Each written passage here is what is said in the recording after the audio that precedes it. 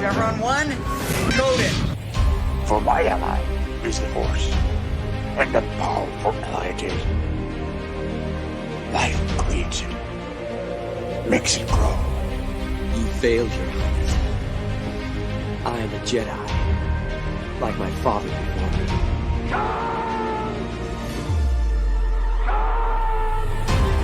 Cry hammer, and let's set the dogs of war. Chevron 2, encoded. Conan, what is best in life? Crush your enemies, see them driven before you, to hear the lamentation of their women. It's all in the reflexes. Well, I'll also say that you're heavy into martial arts, Tai Chi, and all that killer stuff. I suppose we have to register you as a lethal weapon. Chevron 3, encoded.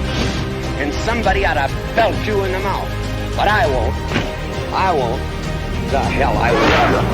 Chevron 4, encoded. Do you expect me to talk? No, Mr. Bond, I expect you to die. Chevron 5, encoded. You take the blue pill. The story ends. You wake up in your bed and believe whatever you want to. You take the red pill. You stay in Wonderland. And I show you how deep the rabbit hole goes. Chevron 6, encoded. Not for while you can, little boy. Great Scott. Background, man. I'm a scientist. You shall not pass! I thought I'd die fighting side by side with an elf. What about side by side with a friend? A day may come when the courage of men fails, when we forsake our friends and break all bonds of fellowship. But it is not this day.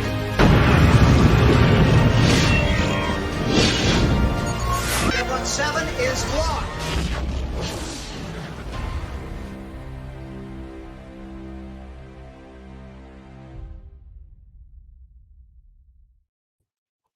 Howdy and hail. Welcome, everybody, once again to another Saturday Night Drive-In where we sit back, we take a break from all the nonsense, and we just talk about movies. We sit back, have a good time. That's all we want to do. Enjoy the things that were good once upon a time. As always, I am joined by Jed. Hi, Jed. How you doing? I'm actually doing a lot better than I was last week when we did this show, even though it was a good movie we talked about last week. The same, of course, I had my criticisms of it.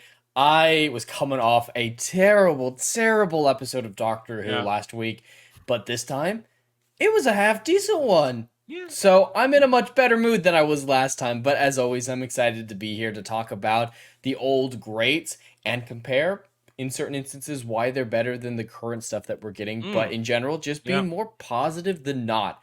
And it's a great feeling to get a break from the negativity, even though I feel it's justified. It is nice, as always, to take this break with you. And you can catch it soon on Jed's channel, the edited version for copyright purposes of our watch through of the second episode of the Doctor Who 60th anniversary, if we can even call it that. Be up in what, a day or so? Yes. So if it passes copyright, I've already edited the watch along actually, and I'm uploading it to YouTube right now. If it passes copyright, it'll be available probably around noon tomorrow. Sounds good. Eastern. All right. So catch you there, guys. I was kind of quiet half the time, so you won't see me going anyway then. But we are joined today by someone I've streamed with many times. You see me on him with Dermy's channel, on Devil's channel, Melee James of Melee Games. James, welcome to my channel for the first time. How you doing? Oh man, I am doing great. Thank you so much for having me for this episode. I saw that you were doing Batman Returns, and I was like, I have to be here. This is my favorite non-Christmas movie. This and Gremlins, those are my two. So if you folks don't know, I always say non-Christmas movies, so they're not really Christmas movies like Die Hard, but you can get away with watching them. So Die Hard's Christmas movie. Well, that's what I mean. Yes. But it's like, you can watch it anytime, but it's this weird genre where it's like, it's not like, A Wonderful Life or something. Like, the point isn't Christmas, but you get away with it. So my two favorites are Gremlins and Batman Returns. So I'm loving it. I'm hyped. I've got my Batman shirt, but it's a Christmas Batman shirt. Batman's festive. I am absolutely ready. Awesome. Let's do it. All right, let's dive right in. Batman Returns, the second of the Tim Burton Batman duology, because after that, even though Forever is still connected to this one and maybe Batman Robin, people kind of cleanly divide them from this they're point so forward. different tonally with the recast, the new directors. It's pretty easy to separate them too. The one key factor that continues is Alfred. I think Alfred's the same actor in all four films. All four. Only Alfred and Commissioner Gordon, and I think that's literally it. I don't think there's any other connections. Oh, you see something in one of the like prison rooms in like Arkham Asylum. You see like old stuff, and that's the only other connection. Yeah, they got rid of Billy D. Williams as Harvey Dent. We know in this one they mentioned that Vicky is gone. No Kim Basinger, Vicky Vale. She left and broke up with Bruce. And that was kind of no other carryovers, but we mentioned this is Tim Burton's second outing of the Batman franchises, and there really is a difference between the first one and this one, isn't there? In terms of the feeling. So pretty much from what I understand is Warner Brothers didn't 100% trust him to do the first Batman, but of course it was a massive hit. It was the biggest movie of that year.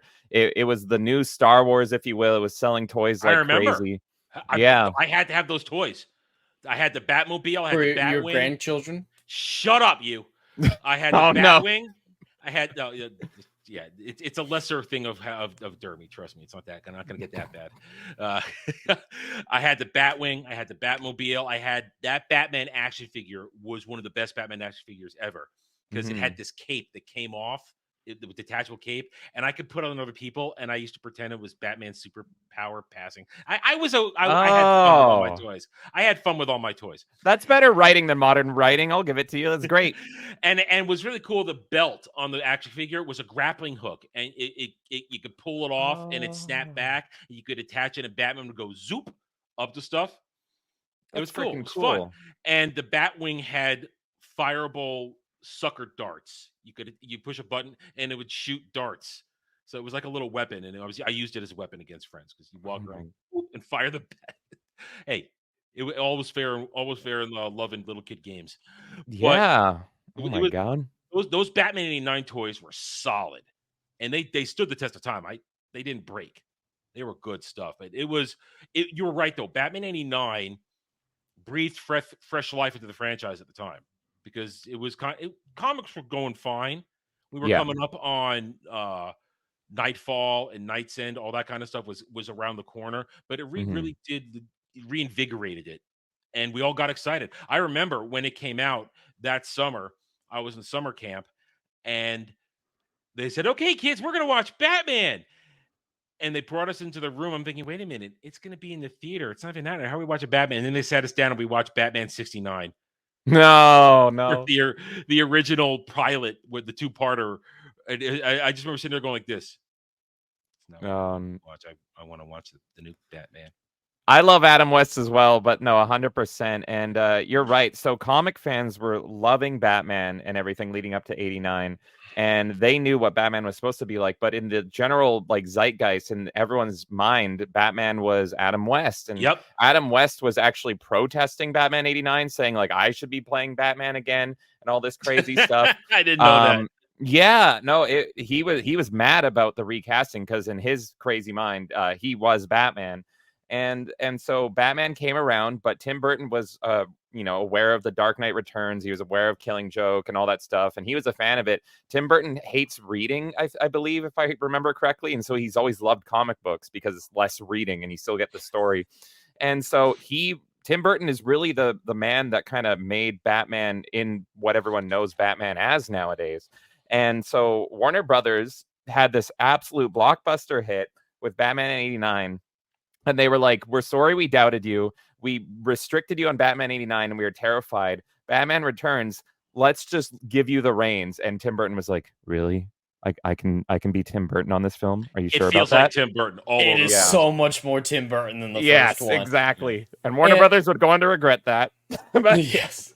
I mean, that's why There wasn't a third Burton film. Mhm. And that's one big criticism that I've heard when it came out that I don't 100% understand is the whole it was too dark for children. Rewatching it now, it's not as dark as I remember. No. Like, it's still super cheesy, it's still comic booky, it's still over the top and insane. And the dark aspects of it were like, yeah, it's color graded dark, but I would say the Nolan trilogy's darker. I would say the Batman's darker. Every other Batman product besides the Schumachers, I would say, are darker than Batman Returns. So it's a very interesting piece of criticism for the film when it originally came out that I don't think ages very well. Every time I watch it, what's interesting to me is it is dark. It's like tonally dark, and there is like, you know, there's actual blood and the biting of the nose and everything.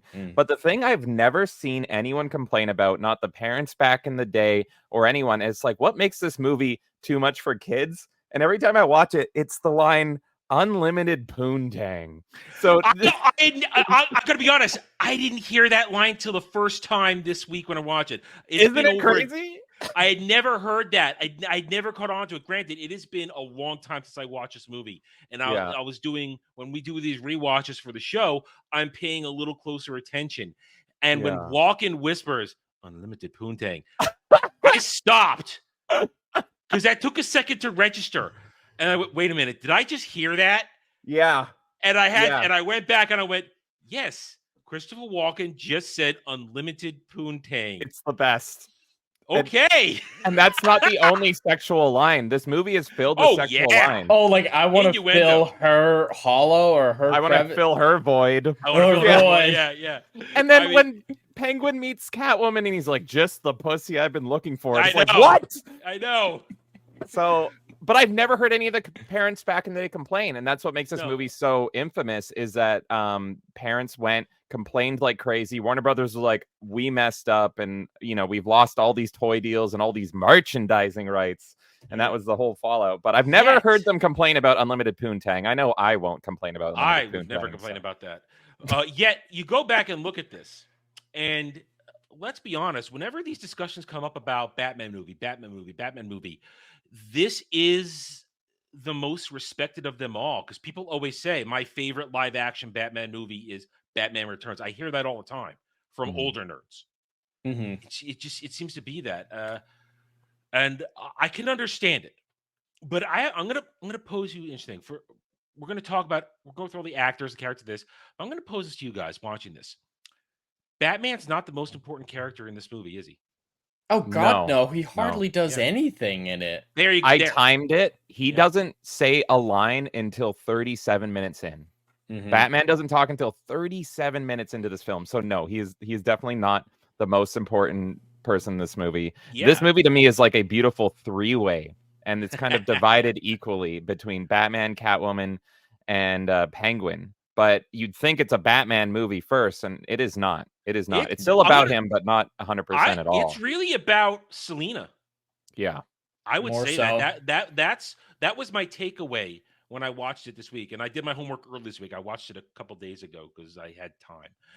And I'm thinking, first of all, Michelle Pfeiffer. Oh, wow. I mean, whew. Yeah. I was first enjoying that kind of visual stimulation when this came out. But now looking back, wow, did she nail this, both physically and from an acting perspective. She's literally at one point, she's playing two different characters. She's Selina and she's Catwoman. And it's a brilliant performance by Michelle Pfeiffer, who again looks just fantastic. And she took the role like so seriously. What I love is this didn't come out until years and years later, but there's actual like someone recorded her doing the she did for real. And I've really heard that did she did the bird scene for real as well. Yeah. What? Yeah, that's what I've I heard. didn't know that. That's wild. I hope it didn't piss in her mouth or anything, because birds piss and shit all over the place.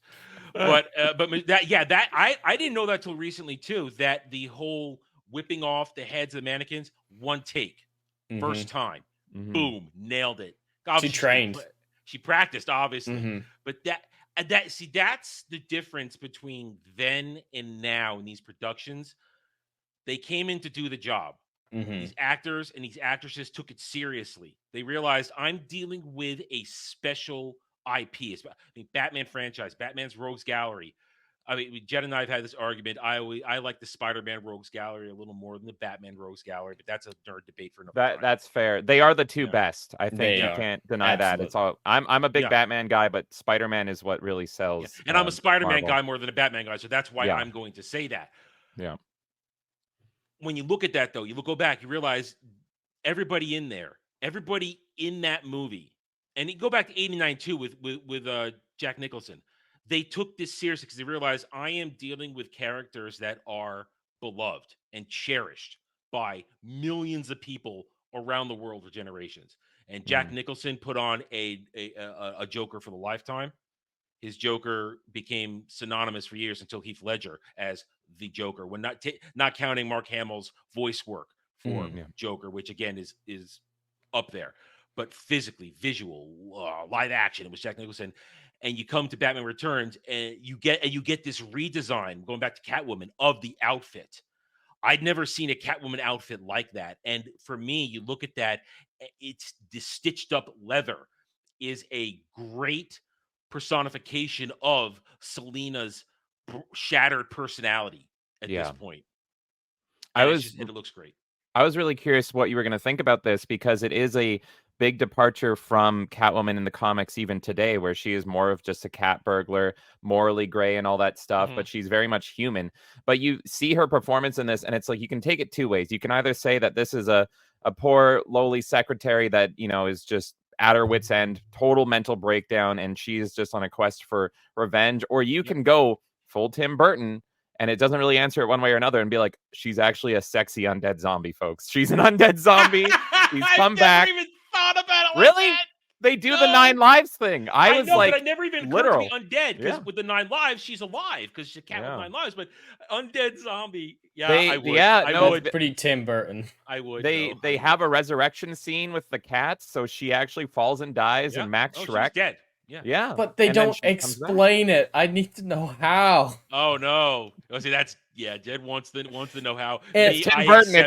It's magical. I love it. I accept it. But that opens up the I also accept that this is the world of DC, where metahumans just happen sometimes. Yeah, they just happen.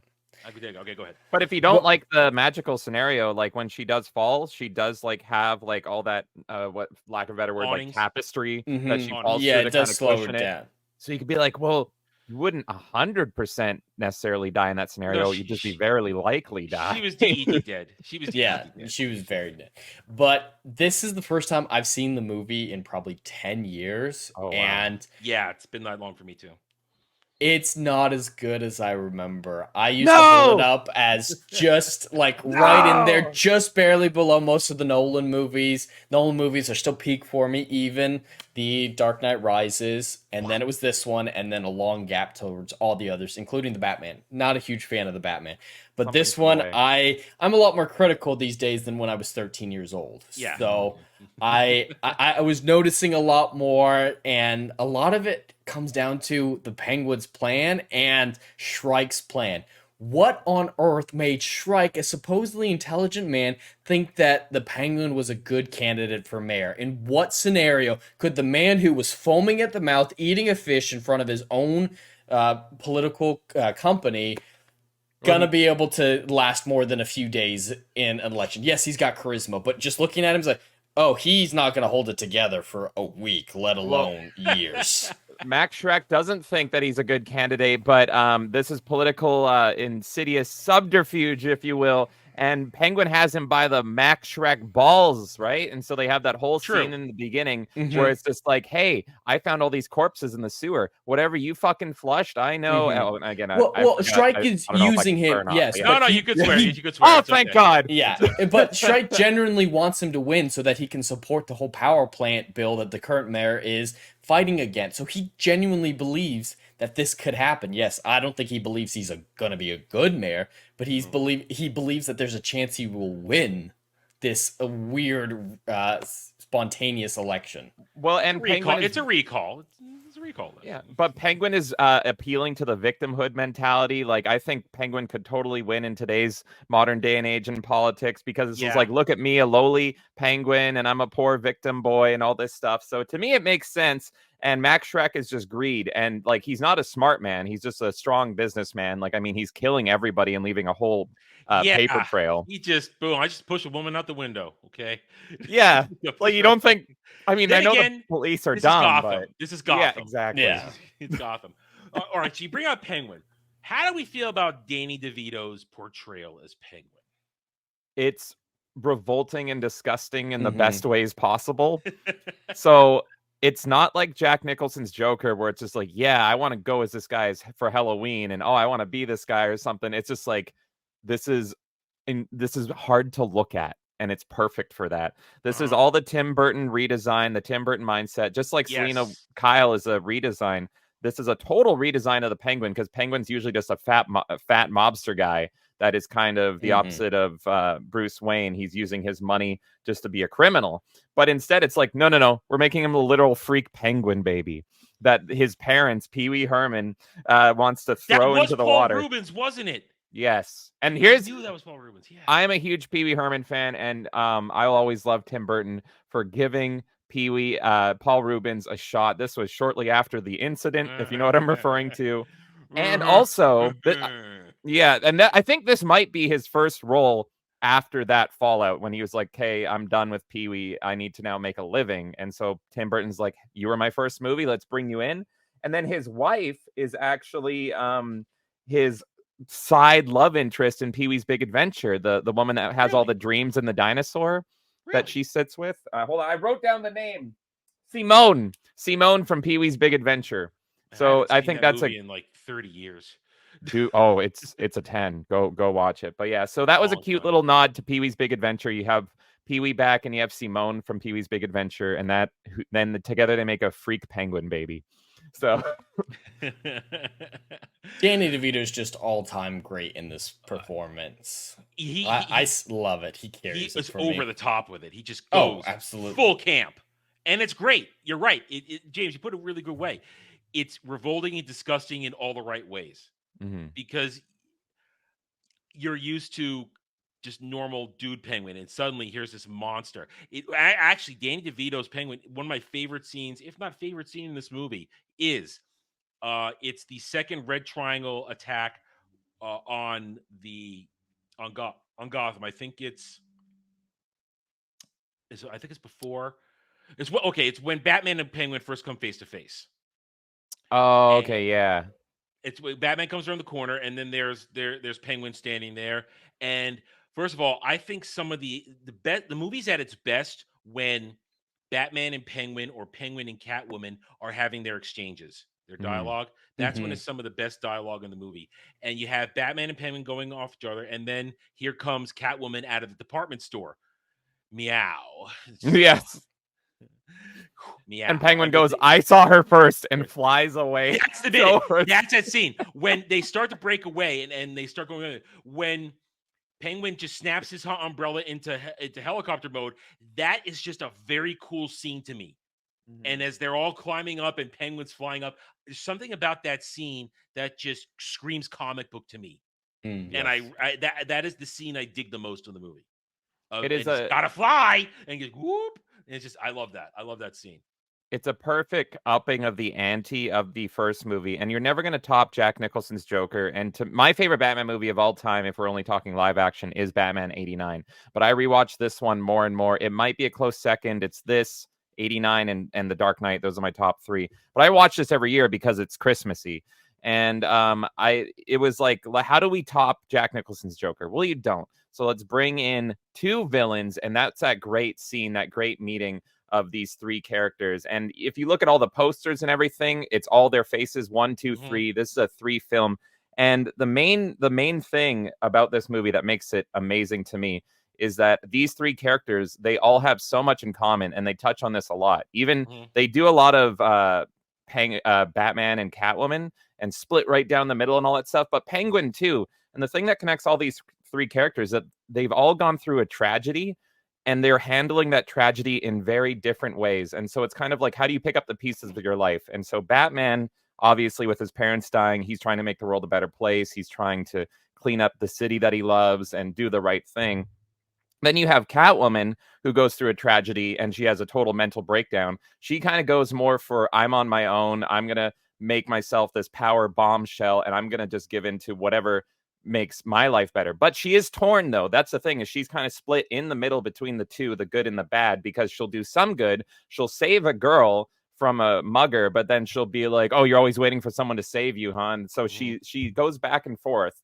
And I think that's why she's the best character of the film. Yes. And then you have the dark side, which is Penguin. And he's just like, screw everything. I'm getting revenge. I'm going to make every parent feel like how I felt being abandoned and being just cast away from society. So you have 3 tragedies here, and it's kind of which path do you take? And so they've all kind of gone the same way, or they've gone completely different ways, but they all had a same starting point. And I think that's what's so fascinating about these 3 characters coming together. That's a great point. And at the same time, you realize this is the first time, I think, in any of these superhero genre movies where somebody put more than one villain on the screen. And you had that think about it. And then that became pretty much standard hat after that. Yeah, because you can't go back down to 1. So. No, you can't. Although Spider-Man 1 and 2 kept it to just one villain at a time. It's then Raimi made the mistake in 3, and well, then it wasn't his fault. Avi Arad is to blame for a lot of that. But that's a different conversation. Bring me on for Spider-Man 3. I am so in. I will defend that movie to the death. Let's do it. I will rip that movie apart every damn time. Well, you haven't watched it in a long time, right? I think it holds up better than we thought, especially compared to a lot of the crap from the last decade. Don't get me started. I love that movie. I love it. I had one of my worst meltdowns ever over that movie. Just as a nerd, one of my worst nerd meltdowns ever. Anyway, again, different conversation. Different Batman. So Batman. Jed. Christopher Walken. He's so young. Well, I know, isn't he? And they're trying to make him look old. I do not believe he has a 30-year-old son. And I had to like it that the son was actually doing a walk-in. He was actually doing a walk-in, and it was good too. Like, yeah, oh my god, Dad, let me take the hit for you, Dad. I can't do a walk-in at all. But Max Schreck walk-in again. This is the beauty of Christopher Walken. He's gonna come into a movie, and he's just gonna be Christopher Walken. He's never gonna do anything but be Christopher Walken, and it works. It's every so good. time. Yeah, Will it work at Dune 2, though? That's going to be the question. Will he work as Shaddam IV? We're going to find that out very soon. Anyway, but yeah, so go ahead, Jim. What were you saying? Well, yeah, his character I found the most interesting. I think it could have been a lot better with subtlety. Like him blatantly murdering Catwoman. I feel like he could have been a much more subtly evil character and much more manipulating behind the scenes and a lot more interesting. But I do like how he's manipulating Penguin, how he's doing the best out of the blackmail that Penguin's doing with him. I still have no idea why he thinks Penguin is a legitimate candidate that'll work long enough to get to the election and get to the vote with the power plant. I don't get how there's a surplus of electricity. That's not usually how electricity works. How you can store electricity. Comic universe. His plan, his motivations are all a little bit weird and wonky, but the performance lends to this mastermind who's a business genius for a reason, and he does a really good job with his dialogue, at least if nothing else, of hiding his true motives, trying to manipulate people, coming off across as charismatic, and in some cases more charismatic than Bruce Wayne. Oh my god, he did not know how to talk to Selena. I love it. But that's why Michael Keaton's my favorite Bruce Wayne, is because he doesn't care to be there. He just wants to go be Batman. And I love him just staring off in the distance and being like, what? Oh yeah, you're great. Anyway, what grappling hook should I use? Oh right, I'm Bruce Wayne right now. Shit. And that's why he's always been my favorite, is this he doesn't want to be there. He doesn't care. And then, of course, there is the issue with him killing that dude. I think a real Batman would have been able to deck that big dude. I think a real Batman, no problem. Yeah. He doesn't do a whole lot of fighting in this movie. And what there is really basic. This is how smart Batman is he knew, he did in his mind the calculations, and he's like, this bomb is not gonna blow up this guy based on his mass. And so he tied it to him, and he's like, you're gonna have all your ribs shattered, but I called an ambulance, you'll be fine. So that guy didn't die. Don't worry, Batman fans, he's still alive, just horribly wounded and blown up. Because that's so much better. Yes, yeah. It's fine. So part of the reason this movie works is the performances. Michelle Pfeiffer sells it. Danny DeVito just goes full camp. Christopher Walken is Christopher Walken, and Michael Keaton still pulls it off. You know, he pulls it off, even though, as we agreed before, Batman's kind of, and I don't say this to be overly critical, because we usually say this to be critical nowadays. Batman is kind of second chair in his own movie, because he just kind of shows up and reacts to everything. Only a couple times in the movie does he preemptively do stuff. When he sends out the pre-recorded conversation when Penguin had hijacked the Batmobile, that's him being proactive. But rest of the time, when Miss Gotham gets pushed off, it's all reactionary, and I feel as though that's where, in terms of the Batman portrayal, I get lost a little bit, because he's not on top of things. I think that's a good way for me to put it. He's not Batman out. He's not patrolling. He's just sitting there waiting for the bat signal. Yeah, I kind of love it. This is like my favorite Batman, so I'm biased, but I like my Batman to be absolutely perfect.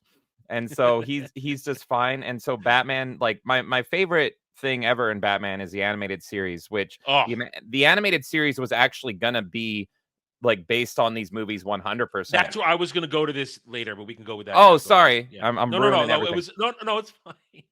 I like Batman too much, but yeah. And so they, I think probably because of the McDonald's Walmart fallout, they made it just inspired by.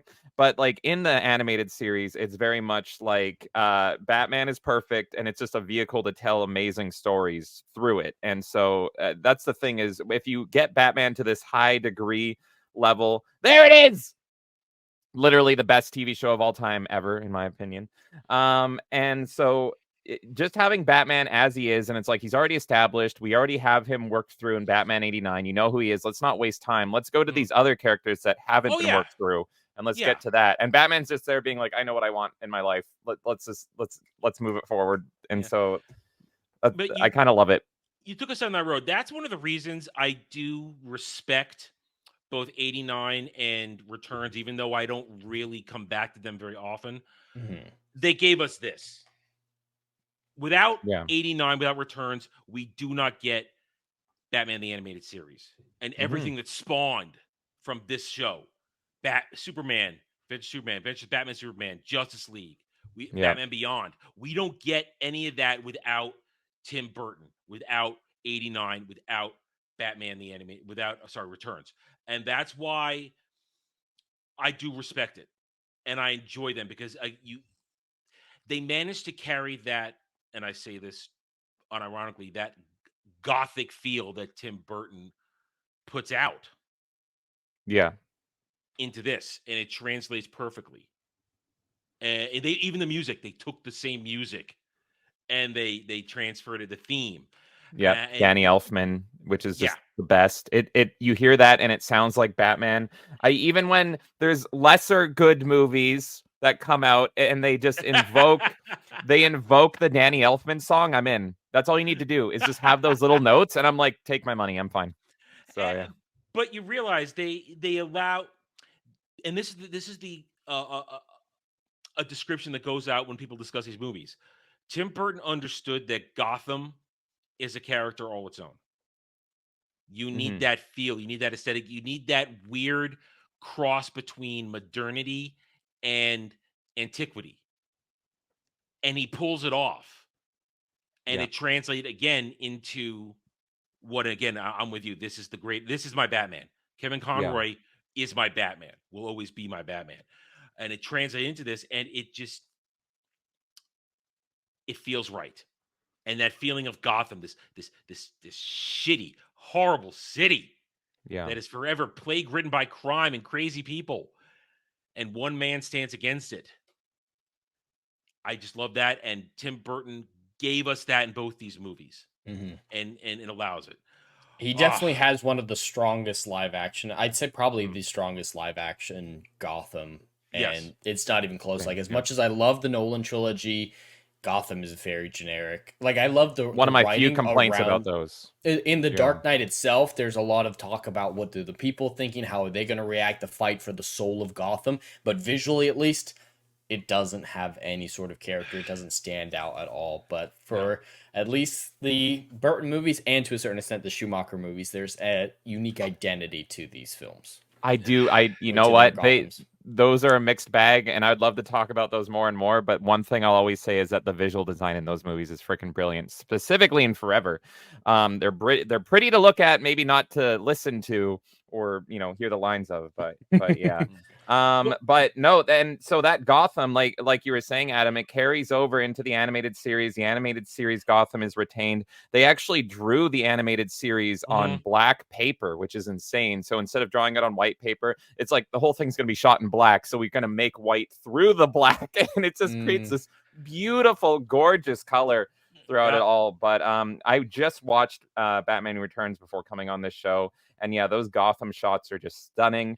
And just seeing Batman like flying through Gotham, when all the bats are surrounding the Christmas tree and Batman's doing his overhead pass of it. Terrible way to look innocent, by the way, because he was just framed for murder. But it's a beautiful shot. So I think Batman knows it. I think my only problem with the Gotham design in this one is when we're doing the in close, Gotham feels very tight on the roads. It doesn't feel expansive. That's true. During the Batmobile hijacking scene, everything feels closed in. When we know it could be a little bit bigger. I mean, Gotham's basically what's supposed to be Chicago. Is that? I've always thought isn't Gotham? I always thought it was Boston. Boston? Yeah, because it's coastal. It's coastal. You're right, coastal. Gotham Harbor.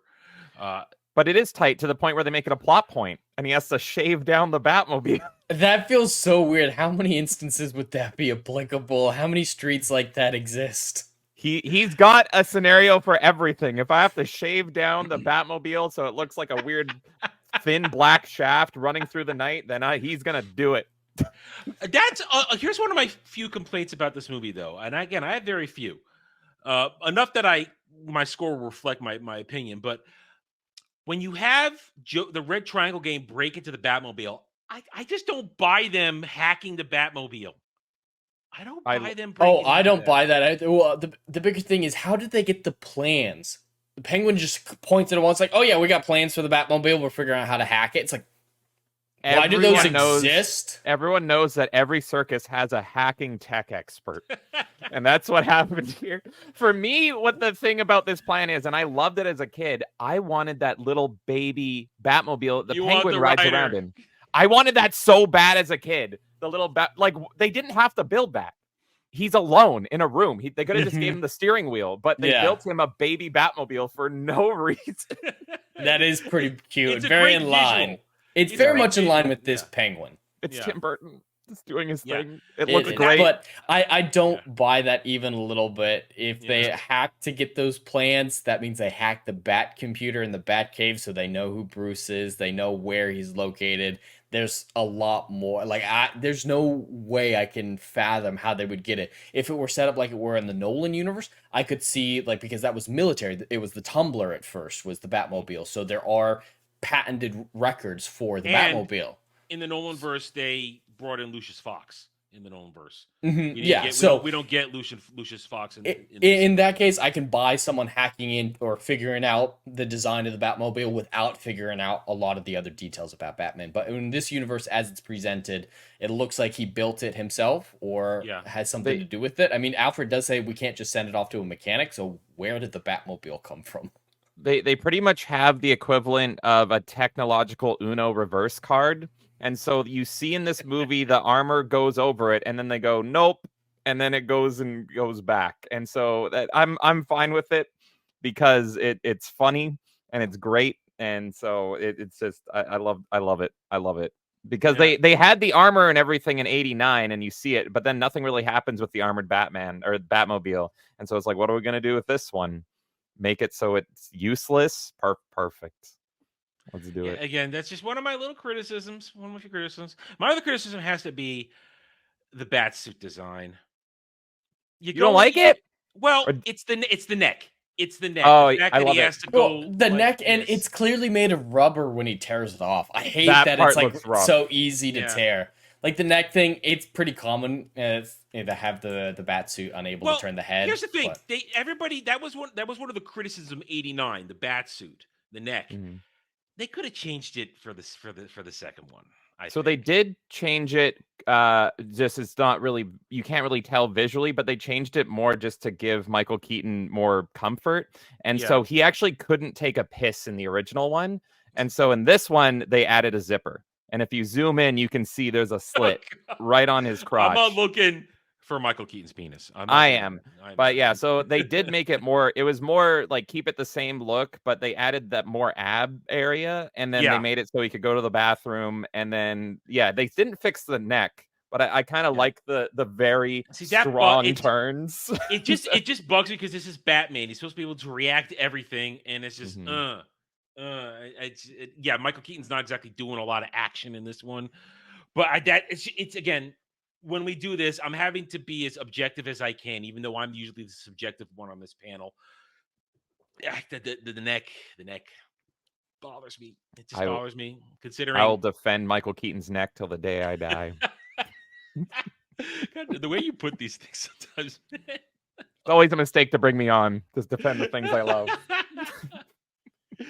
Anyway, so that's again. All right, let me see. What else did I want to go over? I did want to say quickly, though, I agree, Jed. This movie isn't perfect to me. 89, I think, is perfect to me, but Batman Returns, it does have some flaws, and one of the parts is with talking about the neck. Not only plot-wise, but just visually. I hate when spoilers for chat. This is the end of the movie. Everybody's seen it. Yeah, there's movies on my watch list from the 1920s. I'm saying that just in case, but that doesn't count. But when he rips off his mask so easily. And I was watching this with Kay before she had to leave, and she was like, why doesn't he just take it off? And I was like, I don't know. And then you can see that it's rubber. They also have to cut away so that he doesn't have his raccoon eyes. I was gonna say it's a quick cut so that the eye makeup's not there. And watching it on Blu-ray, like I didn't notice this back in the day on VHS, but on Blu-ray, you suddenly see it. His eyes just are like, hi, I'm Batman. And it's like, oh my God, why are you doing this? And it's like, it fixes us all up because everyone, like Max Schreck dies. So it's like the one person that knows. But again, Christopher Walken is so good because he goes, Bruce Wayne, why are you dressed like Batman? And it's like, he is Batman, you moron. It's so good. And so they could have gotten away with like, he just thinks it's a costume party, which they were at earlier. And Batman could have said, I changed outfits. Like, it's great. So but yes, I hate that rip. Look at the overall story here now. It's a pretty simple story. Like you said earlier, it's got the three parts to it. It's got Selina's vengeance, Max Schreck's ambitions, and Penguin's vengeance. And then Batman is just kind of stuck in between all of this. Jed. So how do you feel it flows story-wise? Because we always talk about structure here. Yeah, the structure's fine enough. It feels like there's not something I talk about a lot of narrative inflection. Like there's not the classic highs and lows. It feels very consistent to me for the majority of the film, which can work sometimes. But I'm going to be honest, I found myself getting bored a lot with what was happening because it was just kind of stagnant, like a little bit tense, and it was just kind of at that specific level. But scene to scene, none of the plans make any sense. What the Penguin's trying to do, he pulls it out of his ass at the end, like changes his plan halfway through 7 times. And Shrek's plan is birthed by meeting the Penguin. So that one's, I mean, if you can get over the running from air bit, it's fine. But it feels like there wasn't a whole lot of direction in the film besides getting to Penguin getting carried like a casket by a bunch of penguins into the water. Oh, God. It felt like the whole movie was just to make that happen. But yeah, it feels a little disjointed, a little aimless, I think is what I'd say about the plot structure. It's a bit aimless. James? I love it because Penguin is aimless. So I don't think, like I said earlier, that this movie's kind of about three tragedies happening, and Penguin, I think, is kind of aimless. And so he has a plan and it fails, and then he's like, let's try this one, and then it fails. Oh, I'm gonna be mayor. Everything's coming up, Penguin. Let's go be mayor, and then that fails. And there's a scene, by the way, when Max Schreck is bidding for him to be mayor, which lasts like 5 minutes, where they're throwing tomatoes at him, which is stupid. Because, like, why did these people that love him all have tomatoes ready to go? And you're like, that's dumb. But then he immediately says the line. Yes, it's so good. He was just like, why does someone always bring eggs to this thing? And it's like, they're aware, and I love it. But then he looks over at Christopher Walken, and Christopher Walken just kind of goes, and then walks away. And only Christopher Walken could deliver this character. Yeah, so I kind of like that the Penguin is aimless. And at the end of the movie, he only really has his penguins. Those are the only people that stand by his side. Even his Red Triangle gained bail on him. Yeah. And they make a point to show it. They're like, you're messed up. And they slowly kind of introduce this because the big fat clown is like, can we not murder small children? Dead. And then everyone's like, I guess we're going along with his plan. But then as that fails, and it slowly erodes away that this guy's just a hack and he's just a complete mess, then everyone leaves him except for his beloved penguins. So I don't think, like, we're not dealing with Ra's al Ghul here. We're not dealing with like a super mastermind. And so I'm fine with that. Like, I don't need all of my Batman. I like Batman stories where it's just about tragedies and sad characters and everything. Like, I love Clayface. I would love a Clayface film that told like that messed up tragedy. I think he's supposed to be in the next in the Batman sequel. I think they're supposed to be Clayface seems to be the villain. Oh, I loved the first half of that movie, and then there was a point, and then I hated the last half. So I don't know how I feel about that. We'll find out. I didn't watch it. You didn't watch it? Nope. People hate Robert Pattinson, but I love that man so much. But it was the plot at the latter half that it's the third act. It doesn't. Yes. It should end. People go. Where I don't want to spoil it for Adam. Adam, you should watch it. I know what happens. I've watched. I've heard everybody talk about this. They pretty much go like, "Wait a minute, is Riddler the good guy? We need to quickly make him kill people for no reason because people are going to identify with him." And it's like, what? Just have him kill people. Just do it. Okay. And in the dumbest way possible. And everyone's YouTuber, right? He's just everyone's like, you know what? Skyscraper's not the place to go in a flood. We should all go to a stadium that's below street level. It's the point where Batman and Catwoman meet on top of the building and she's trying to get him to come with her. That's the falling off point. Everything after that point is literally a 50-50 movie. But anyway, talking about a Catwoman I love. What was I saying? Oh yeah, so I like my tragic villains. I like the fact that Penguin doesn't have it all together because he's lived in a sewer his whole life. Why would he have it all together? So I'm fine. Story makes sense though. Yeah, I would agree. Selina's does track. She is crazy, so some of her erratic behavior does track, and her absolute hatred for Shrek leading up to willingly giving up like 5 of her lives in that final scene. Something crazy. I love her. I love her limerick when she did. Was 3, 4, no 5, 6 still alive. All good. 6, 7. All good girls go to heaven. Yeah. I think she's the strongest character in the movie from a writing standpoint. Like, all her decisions make sense, at least within the confines of her character development, and she 100% works for me. It is off the wall insane performance, but 100% fits within the style of this film. So yeah, Catwoman, I don't really have any issues with that. Besides it being a little bit laughable, I'm resurrected. First thing I need to do is sew a tight leather outfit. I love it. Feels like a weird. It feels like a weird thing. Here's the thing. Again, even though Selina in the Tim Burton movie is a break from Selina Kyle and her actual lore, here's and Ariel, I'll get to your question in a second. Here's one of the great moments where they always yell at us. You all guys all get angry if they break lore. You're never happy.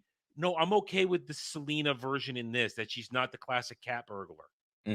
Because Tim Burton set the stage and he told a good story surrounding this character, and Michelle Pfeiffer gives to me a 10 out of 10 performance for her. Yeah. She just nails every moment of it. The look, the feel, the taste, the smell.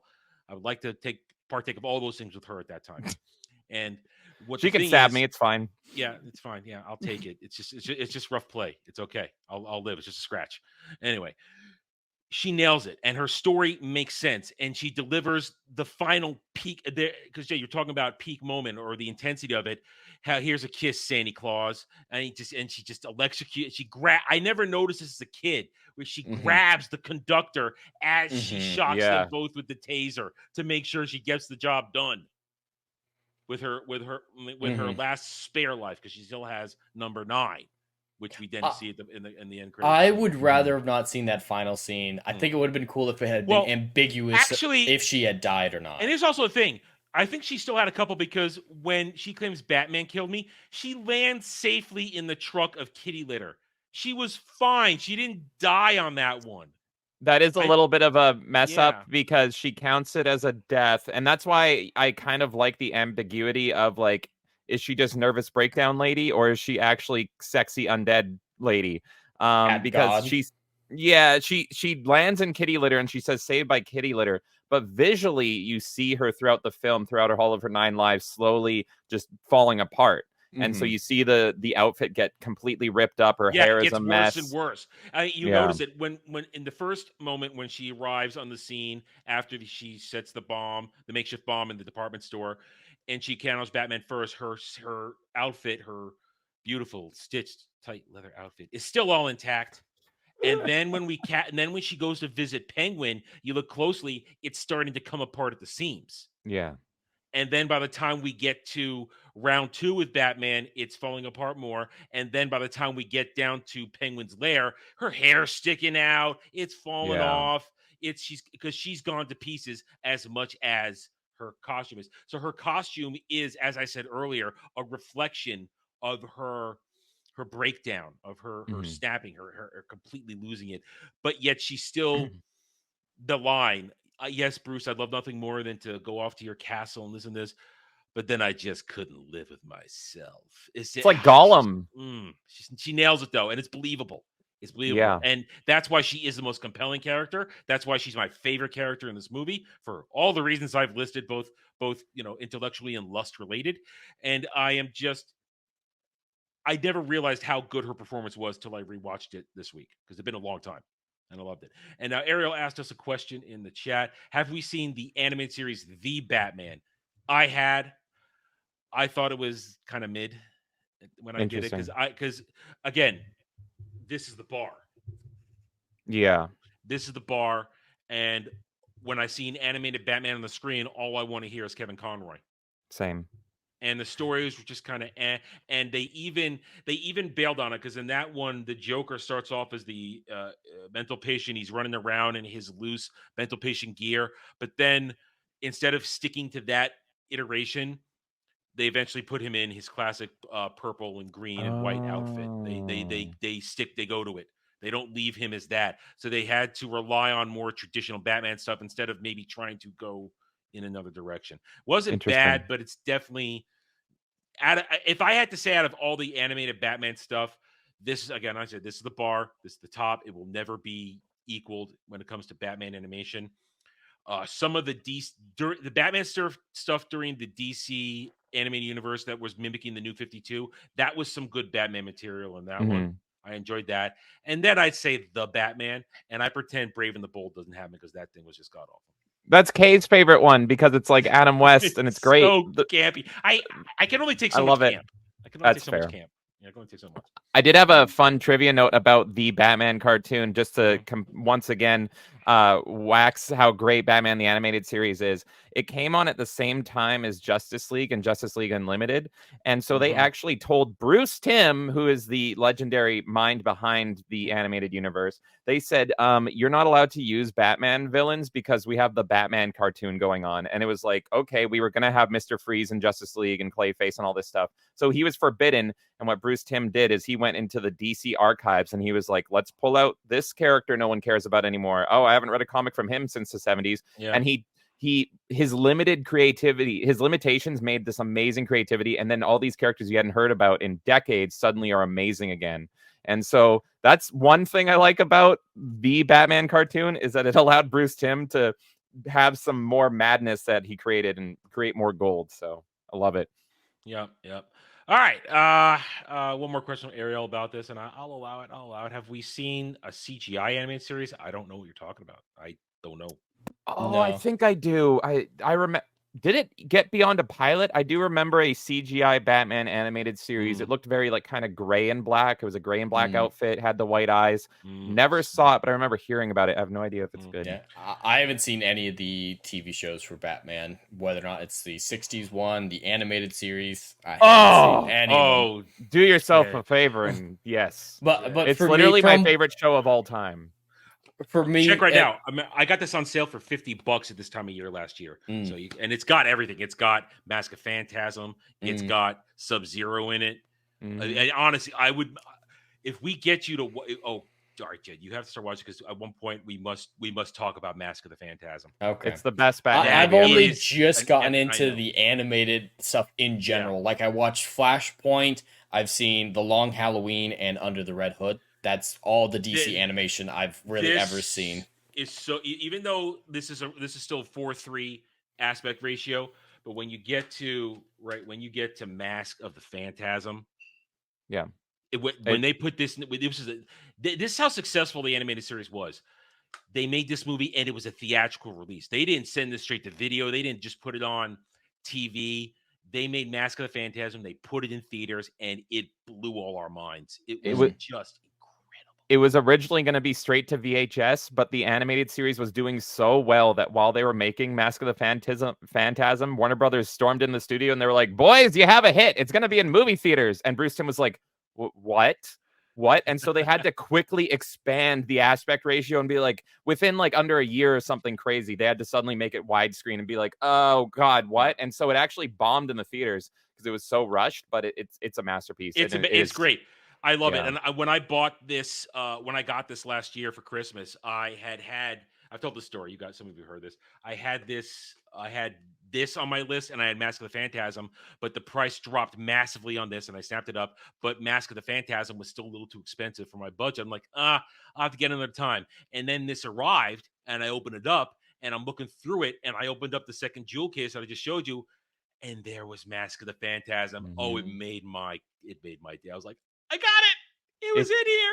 Yes. Yeah, Jed, if you don't watch the whole animated series, you have to see Mask of the Phantasm. And it's like people always are like, is this the best Batman movie? And it is. It's like 89 and this. Those are my two favorites if you count cartoons as well. So it's so good. It's so good. Yeah, it's fantastic. So I recommend. I've slowly been watching over this. Like when I run out of other things to watch or I'm in the mood, I'll plug wherever I am in this in and I'll just let the Blu-ray go. It just runs through them because it's just so good. And my next one is now I have to get Superman, Adventures of Superman, because that's my next one. I got Justice League right there. I've got Justice League right there, so I'm all set there. I just need to get Superman and then I need to get Batman Beyond because it's all the Tim verse, the Dini verse. It's all that glorious thing. Okay, so we're at that point now. The soundtrack, the score. Danny Elfman. Nails it. It's the best. It's the iconic Batman sound that everyone knows.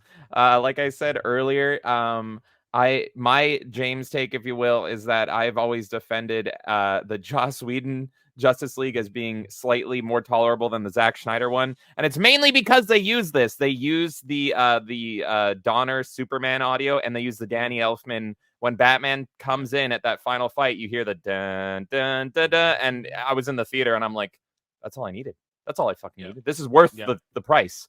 You put Batman to that music, and I'm in. I'm at the theater. I don't care who's in it. I'm there. But Jed, it's what we talk about. This is a score that elevates the movie. Every time a character, each of these characters have their own theme, these scenes, these moments, it elevates it, which makes the movie going experience or the experience watching the movie better. I would agree. The music is memorable. I can hear the main theme from this film and immediately know what it's from. Hell, dude, with 89, I bought Prince's album for this music. Yes. When I was a kid, I bought it because it's like that's a whole nother experience. Gentlemen, let's broaden our minds. Or it's just every time Party Man hits, it's a freaking party. Yeah. So again, they nail it with the soundtrack, and it does.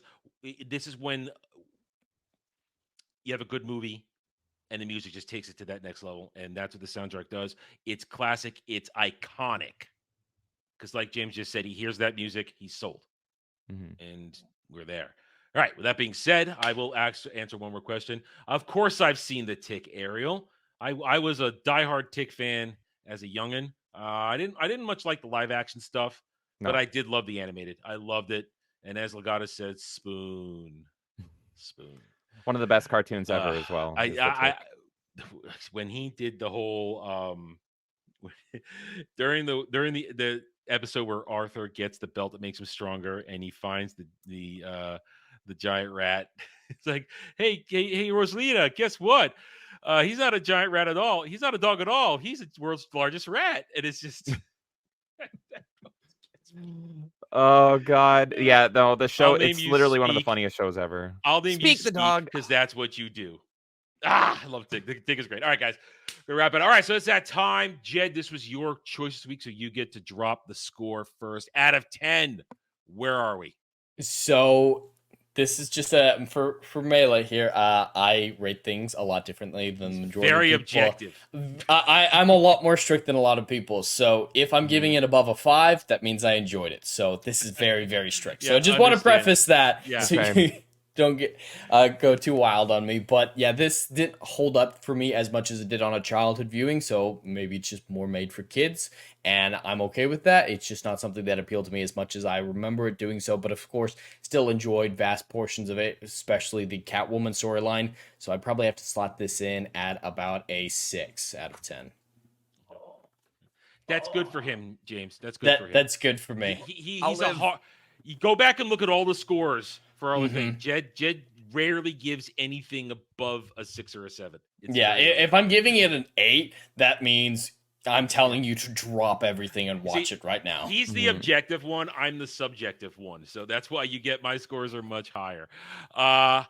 James, you're our guest, so you may score it next. Okay, so I'm the same way, but I'm objective in my own brain. That doesn't make any sense. But my score is kind of the same way. So what I do is 1 through 4 is never watch it. 5 is like it might appeal to someone. Maybe it's a mixed bag. And anywhere from a 6 to a 10 is I recommend it at least for the right person. So that's kind of where I'm at. For me, though, for me and my love of Batman and my love of Tim Burton. Look, Tim Burton could have been my favorite director ever if he just stopped after Sleepy Hollow. Sleepy Hollow got a little and then after that, it's just a freaking nightmare. Well, I love Sweeney Todd as well. But like those Alice in Wonderland movies, what the hell is that?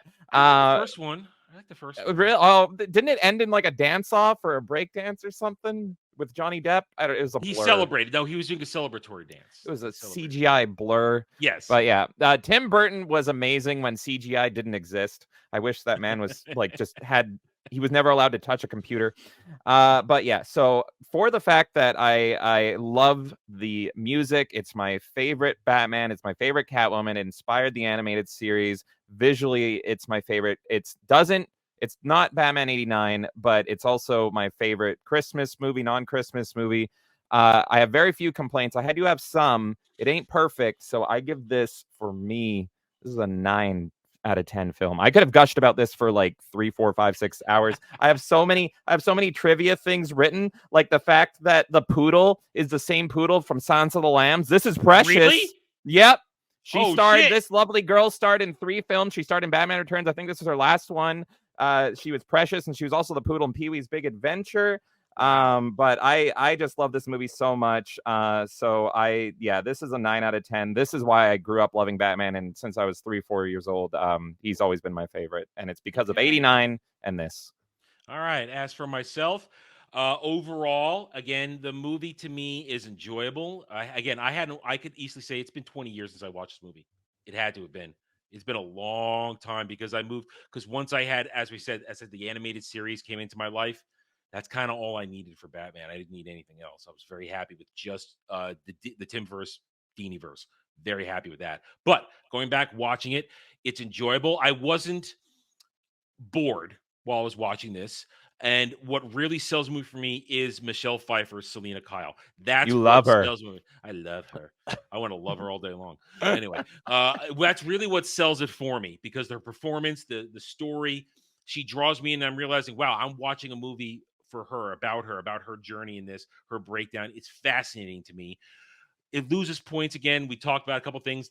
Hacking into Batmobile, that loses a bit for me. Batman kind of not really doing much. Kind of takes it away from me a little bit again. I'm measuring it the animated series. I know two different things. One came before the other, but still, I can't take that out of my equation.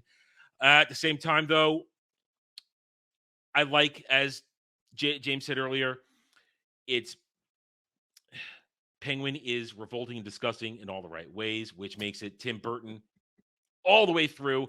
And I've grown to respect what Tim Burton can do as a creative, because he's unique. He knows what he wants to do, and he knows how to entertain. And in the bottom line, I'm still entertained by this movie. So in the end, I give it an 8 out of 10 because it has held up over time. I can still watch it. I can still enjoy it. And I didn't regret the 2 hours that I put into watching it this week. I had a good time. So there we go. That's my score. And now for next week. But before we do that, James, since you're first time on this channel, why don't you let everybody know where you are, what you do? Hey, folks, how's it going? Adam, thank you for having me on. No I problem. love talking movies, buddy, so this has been a freaking blast. Folks, I am one half of Melee Games, where we celebrate all things gaming, and I play whatever I want when I want. If you want to get more Batman Returns over on our channel at Melee Games, I did a whole playthrough of the Super Nintendo beat-em-up for Batman Returns. That was a while ago, but you can find that there, and it's a freaking amazing beat 'em up. We have so much going on. Talking movies, if you're in our Discord, which you can find pinned over on our Twitter at Melee Games, we're going to be watching a Christmas movie this Tuesday. You have to be in the Discord for that. I haven't revealed what it is yet, but it's one of my favorite Christmas movies. It ain't this one, but it is really good. And man, we just got done with our award show that went on for 8 hours last night.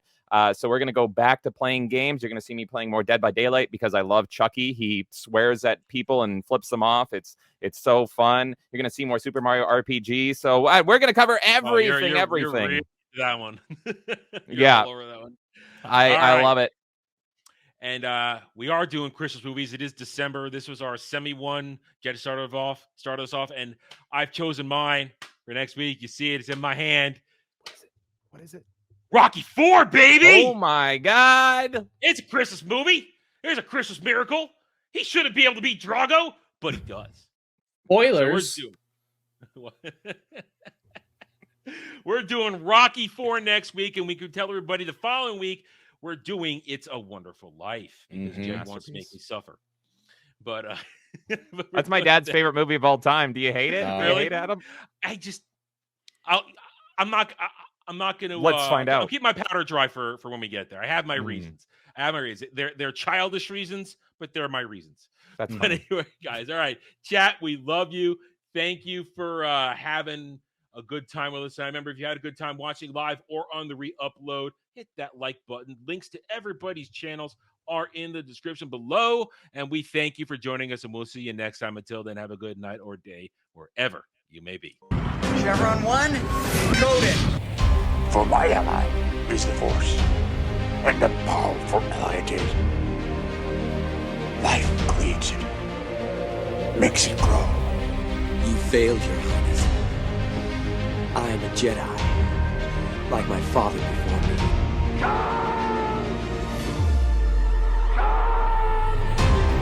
Cry hammer, and let's set the dogs of war. Chevron 2 is coded. Conan, what is best in life? Crush your enemies, see them driven before you, and hear the lamentation of your women. It's all in the reflexes. I'll also say that you're heavy into martial arts, Tai Chi and all that killer stuff. I suppose we have to register you as a lethal weapon. Chevron 3 encoded. And somebody ought to belt you in the mouth. But I won't. The hell I will. Chevron 4 encoded. Do you expect me to talk? No, Mr. Bond, I expect you to die. Chevron 5 encoded. You take the blue pill. The story ends. You wake up in your bed and believe whatever you want to believe. You take the red pill. You stay in Wonderland. And I show you how deep the rabbit hole goes. Chevron 6 encoded. Not for while you can, monk boy. Great Scott. Back off, man. I'm a scientist. shall not pass! I thought I'd die fighting side by side with an elf. What about side by side with a friend? A day may come when the courage of men fails, when we forsake our friends and break all bonds of fellowship. But it is not this day.